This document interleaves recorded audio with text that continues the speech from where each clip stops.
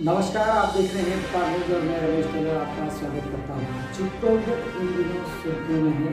लोकसभा चुनाव 2024 की इन दिनों बच चुकी है। 2 दिन पूर्व ही 2 अप्रैल को भारतीय जनता पार्टी के प्रदेशाध्यक्ष भाजपा के प्रत्याशी सीपी जोशी ने नामांकन पत्र दाखिल किया था। राजस्थान के मुख्यमंत्री भजनलाल शर्मा सहित कई नेता उनके नामांकन रैली में शामिल हुए हैं।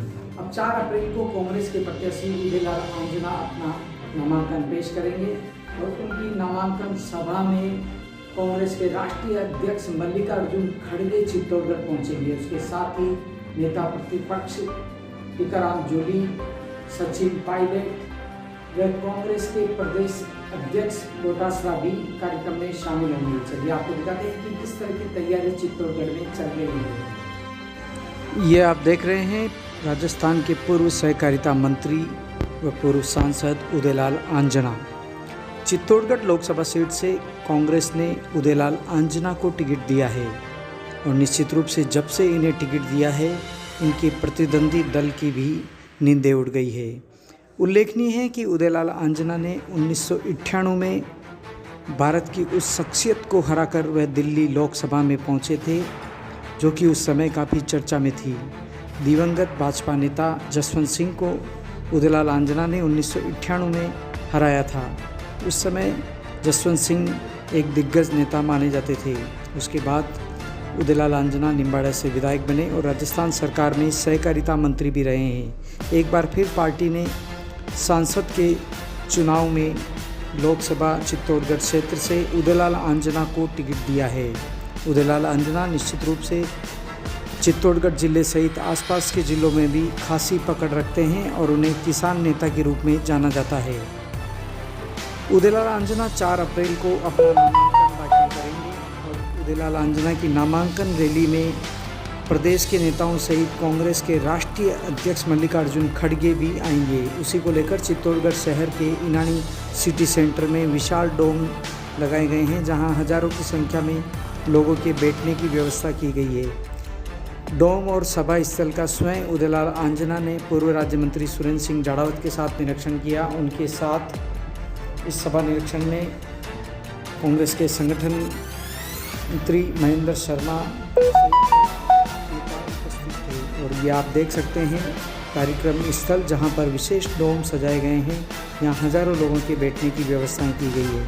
उल्लेखनीय है कि 2 अप्रैल को भाजपा के प्रत्याशी सीपी जोशी की नामांकन रैली भी यहीं से प्रारंभ हुई थी जिसमें राजस्थान के मुख्यमंत्री भजनलाल शर्मा सहित कई नेताओं ने शिरकत की थी।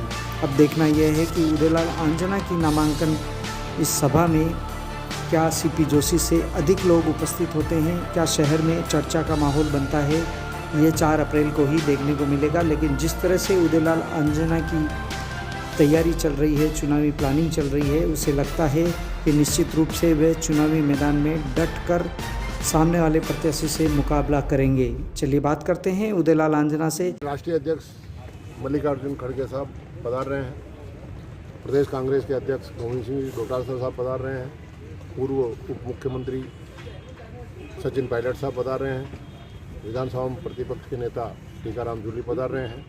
माननीय गहलोत साहब से भी मैंने चर्चा की थी तो उन्होंने वैभव जी का फार्म भराने के लिए ज़्यादा रुकना पड़ा, इसलिए वो किसी भी दिन आकर जिले की 2-4 मीटिंगें लेंगे। तो जो नेता को निवेदन कर रहा हूँ सभी पधार रहे हैं। मैं कोई राष्ट्रीय मुद्दों पर चुनाव लड़ रहा हूँ। राष्ट्रीय मुद्दों के लिए तो हमारे राष्ट्रीय नेता काफ़ी हैं। राहुल गांधी जी पूरे हिंदुस्तान की यात्रा पैदल कर लिया कि ऐसा कोई नेता नहीं हुआ जिसने पूर्व से पश्चिम यात्रा की और किसी संत ने भी नहीं की कभी। तो ऐसे नेता है राष्ट्रीय मुद्दों के लिए। तो मैं तो हमारे स्थानीय मुद्दों के लिए चुनाव लड़ रहा हूँ।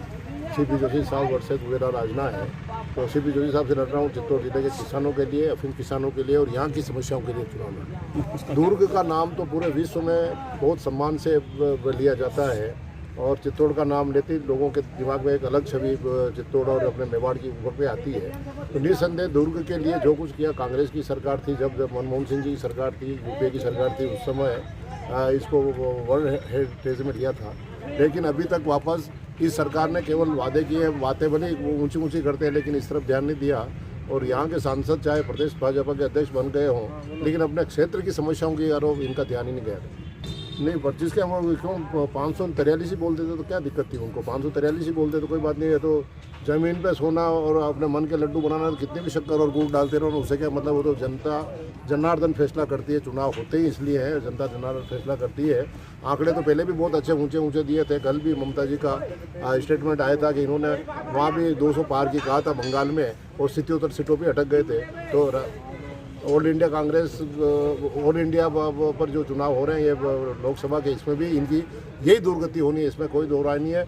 ममता जी जो कह रही है वो बात भी सही हो सकती है कि 200 पार भी नहीं जा पाएंगे।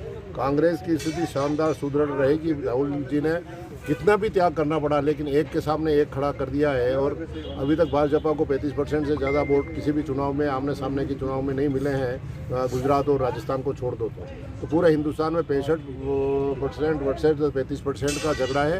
तो 65 के सामने 35 तो 65 ही जीते। 25 सीटों का दावा करने से तो कोई मतलब नहीं, लेकिन आज भी सट्टा मार्केट और दूसरी एजेंसियाँ 50-50 तो बता ही रही है। और जो चुनाव और बढ़ेंगे, मतदान और होगा, ग्राफ और आगे बढ़ सकता है।